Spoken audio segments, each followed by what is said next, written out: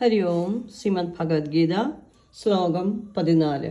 തതശ്ചേതേർഹയേ യുക്തേ മഹതി സ്യന്ദനേ സ്ഥിതൗ മാധവ പാണ്ഡവ ചൈവ ദിവ്യൗ ശംഖൗ പ്രദഗ്മതു. ശ്രീഹരേ നമ. തത പിന്നീട് ശ്വേതൈഹി ഹയയുക്തേ വെളുത്ത കുതിരകളെ പൂട്ടിയ മഹതി ശ്രേഷ്ഠമായ സ്യന്തനെ തേരിൽ സ്ഥിതൗ ഇരുന്നുകൊണ്ട് മാധവ ശ്രീകൃഷ്ണനും പാണ്ഡവ ച ഏവ പാണ്ഡുപുത്രനായ അർജുനും ദിവ്യൗ ശംഖൗ ദിവ്യങ്ങളായ ശംഖുകളെ പ്രദഗ്ധമതും ഉച്ചത്തിൽ മുഴക്കി. അല്ലയോ ഭഗവാനെ, അവിടുത്തെ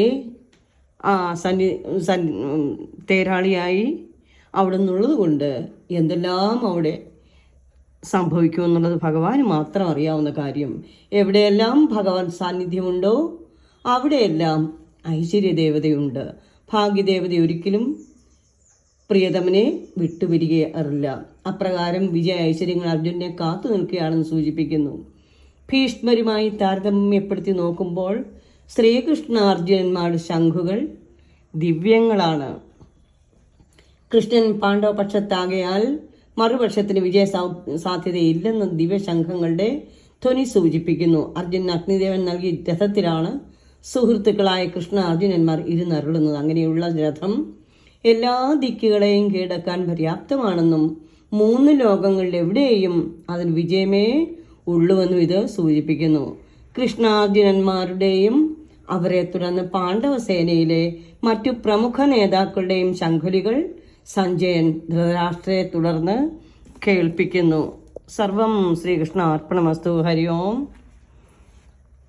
ശ്രീ മൂക്കന്നൂർ ശ്രീഹരി തിരുമേനി എഴുതിയ ശ്രീഹരിഗീത ഭഗവത്ഗീതയിലൂടെ ഒരു ഭക്തിയാത്ര എന്ന പുസ്തകത്തിലെ 4 വരി ഇവിടെ പാരായണം ചെയ്ത് സമർപ്പിക്കുന്നു. തൂവെള്ളക്കുതിരകളെ പൂട്ടിയൊരു തേരിലേറി തൂമന്ദഹാസം പൊഴിച്ചു ശ്രീമാധവനും തൂണീരത്തിൽ അമ്പുമായി അർജുനനാം വില്ലാളിയും ദിവ്യമായ ശംഖനാദം മുഴക്കിയല്ലോ. ശ്രീഹരേ നമ. സർവം ശ്രീകൃഷ്ണാർപ്പണമസ്തു.